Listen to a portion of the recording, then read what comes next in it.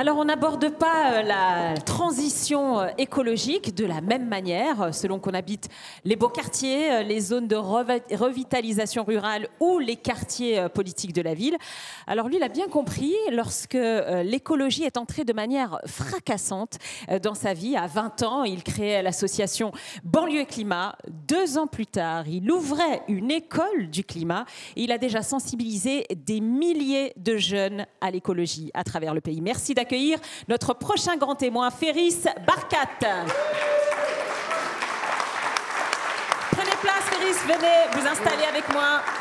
Prenez un micro, n'importe lequel, ils sont à votre disposition. Merci d'être avec nous. Alors, peut-être refaire un petit peu le début de l'histoire. Comment est-ce que l'écologie s'est invitée dans votre... je ne sais pas si on peut dire ça comme ça, mais c'est dans votre quotidien?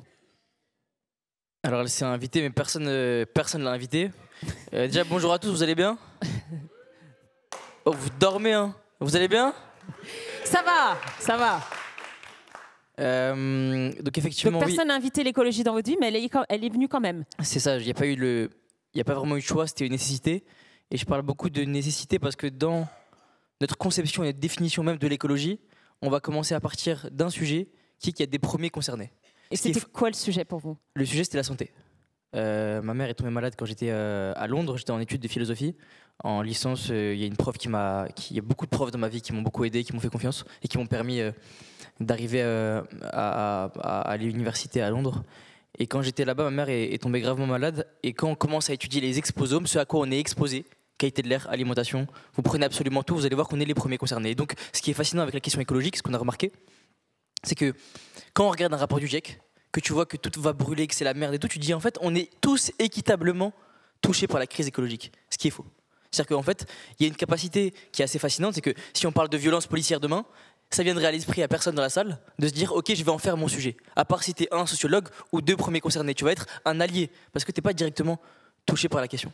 Alors qu'avec l'écologie, on s'est dit mais c'est fou, quelqu'un qui lit un rapport du GIEC, un truc, un machin, il va se dire wesh, c'est un sujet pour moi. Mais non, poteau, il y a des gens qui sont plus ou moins concernés, plus ou moins impactés. Quand vous prenez Jamila Awash, cité Herbel à Marseille, l'eau est polluée, son frère est mort, sa soeur est tombée malade depuis 2011 à l'alerte, et ça c'est de l'écologie. Donc nous, on a voulu monter une formation pour élargir la question écologique aux 16-25 ans dans les quartiers populaires. Et puis après, effectivement, on a formé non pas des milliers, mais beaucoup des centaines et centaines de jeunes. Ils sont en cours de formation. Ils sont en cours, effectivement. Juste peut-être qu'on resitue bien le contexte. Donc, votre maman, elle habitait dans un quartier de Strasbourg où là, la pollution de l'air, c'est là que vous découvrez que la pollution de l'air, c'est un sujet qui passe quasiment sous les radars et que vous prenez finalement de plein fouet. En fait, en termes de maladies chroniques comme ça, on ne peut pas vraiment définir la causalité. On peut faire des liens de corrélation, mais c'est très compliqué. Donc en fait, en réalité, là, il y a beaucoup d'études qui sortent sur le mercure notamment et sur les maladies que ça provoque. Donc on ne sait jamais quand, surtout, on est dans des environnements aussi pollués, il y a autant de facteurs. C'est tellement multifactoriel qu'on ne peut pas vraiment savoir à quoi c'est dû. Mais effectivement, le quartier où elle a grandi à l'Elzo à Strasbourg était très très pollué. C'est le cas de pas mal de banlieues. Quand tu regardes les particules fines, les PM1, 1 micromètre de diamètre, depuis 2019, on commence à les calculer. Avant, on ne les calculait pas. C'est-à-dire que c'est fascinant. Il y a une enquête qui est sortie en 2019, irrespirable.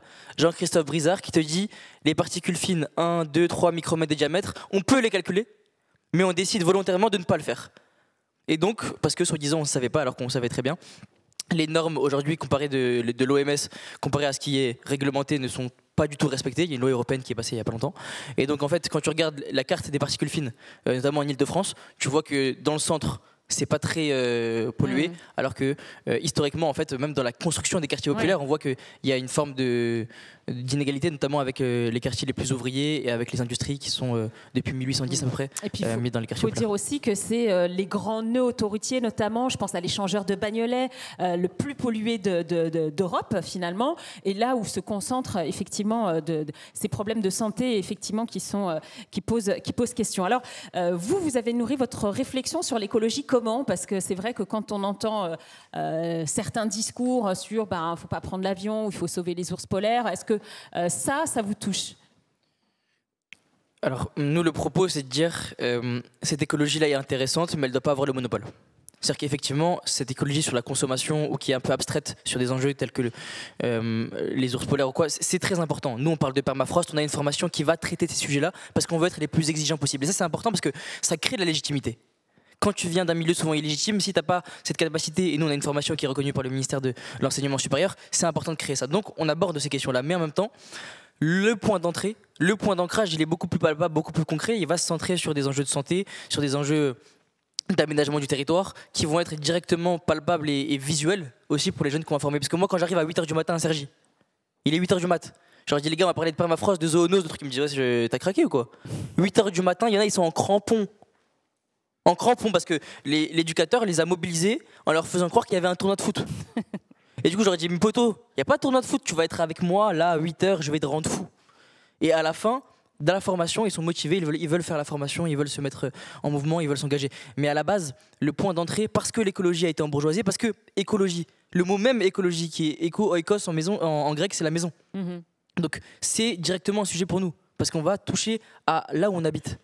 Et bien même ça a été déraciné. Et donc à ce moment-là, nous, il y a un travail de reconstruction de légitimité, d'identification aussi. C'est pour ça que cette association, je l'ai cofondée avec Abdé Ali, Sefiou, Sana Saïtouli, pas mal de personnes très engagées. Abdelali El Badawi qui a aussi créé Banlieue Santé. Exactement. Et donc du coup, il y a cette intersectionnalité qui se crée. Et donc en fait, nous, on est dans une forme de capacité peut-être à être dans une identification avec ces jeunes-là, parce qu'on pense que le problème, c'est pas le message, mais c'est les messagers. Et donc à ce moment-là, tu crées un lien très direct avec le public que tu veux toucher, tu vois.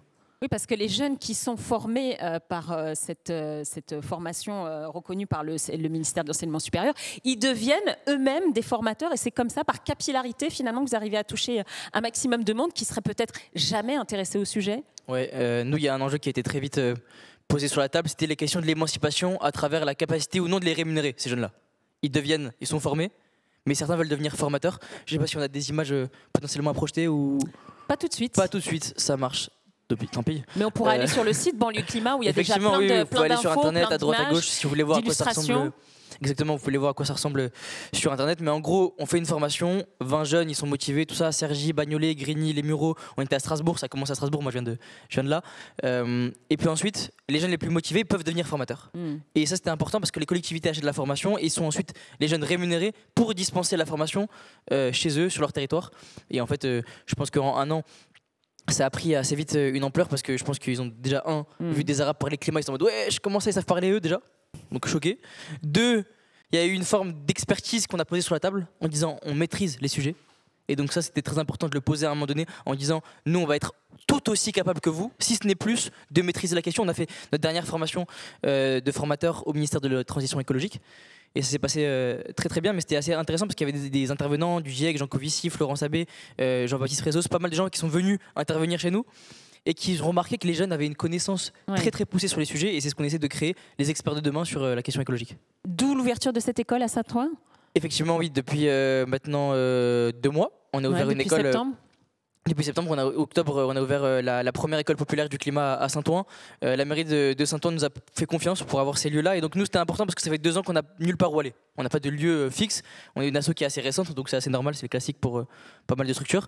Mais on a eu la chance, je pense, avec le développement de la structure, de se dire, là, il y a un territoire Saint-Ouen qui avait besoin aussi de formation, de former ces jeunes pour notamment envoyer ces jeunes à la COP30 à Belém au Brésil en novembre prochain. Donc on va les accompagner pour ça. Et en même temps, nous on a un lieu aussi où on peut faire nos formations. On vient de former 50 mamans samedi dernier, là ce samedi. C'était la première fois qu'on faisait ça. Et donc de plus en plus on élargit. À la base c'est 16-25 ans, là 50 mamans. Et c'était fascinant parce qu'à la fin de la formation, il y avait le directeur de la CNAF. Plein de scientifiques et 50 mamans en train de danser au milieu de la salle de Banlieue Climat. C'était incroyable comme image. Vous allez voir qu'on va y arriver aux milliers de personnes formées par votre école. Alors c'est vrai que votre activisme, Ferris, il détonne quand même dans un milieu, vous l'avez dit, le discours il est souvent embourgeoisé. Et donc les plus grandes institutions, elles vous regardent quand même parfois avec curiosité. Et en l'occurrence, le Palais de Tokyo, vous allez voir le lien rapidement, le Palais de Tokyo vous approche et vous propose d'entrer dans son conseil d'administration. Alors d'abord, pourquoi le Palais de Tokyo et quel est le lien finalement entre espace culturel et espace tout court finalement, parce qu'il faut créer des ponts entre les deux, entre l'écologie, la culture. Oui, bien sûr. Déjà, ce qui s'est passé, c'est qu'à la base, quand ils m'appellent, ils me disent le Palais de Tokyo, on veut bosser avec vous. Moi, je dis Tokyo, j'habite en France, tu vois. Et ils me disent ouais, en fait, on est à Paris. Je dis déjà, c'est quoi ce nom de merde, de 1.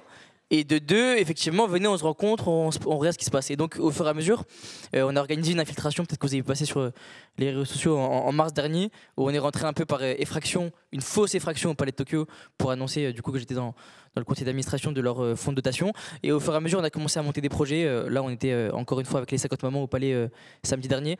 Et c'était intéressant de se réapproprier ces lieux culturels. Parce que c'est effectivement là où notre image, quand on me voit moi, quand on voit une femme voilée, on doit voir d'abord une européenne, une française, avec des racines africaines.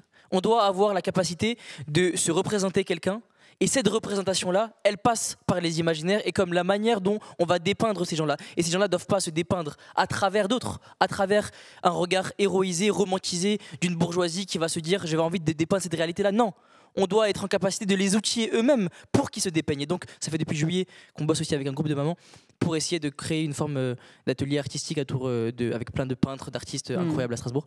Et donc, effectivement, ce genre de pont d'institutions, que ce soit le Palais ou d'autres, on essaie d'instaurer un rapport d'égal à égal pour co-construire avec eux et dire en fait, nous aussi, on ne va pas avoir une chaise autour de la table, mais on va récupérer la table à la fin.